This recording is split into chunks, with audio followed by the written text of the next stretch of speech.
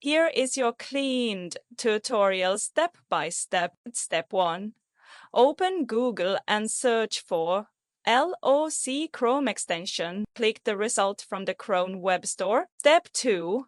Click Add to Chrome. Then click Add extension to install it. Step 3. After installation, you will be redirected to loc.dev dashboard. You will see a welcome message. Step 4. From the dashboard, click on Friends Riv. Step 5. Wait for your friends list to load. In your video, it shows 192 friends. Step 6. Scroll and find the friend you want to remove. For example, Sajjad Hussain. Tick the box next to the name. Step 7. Click the delete button at the top. Wait for the status to change to removing, then check the logs section to confirm it says removed. Step 8.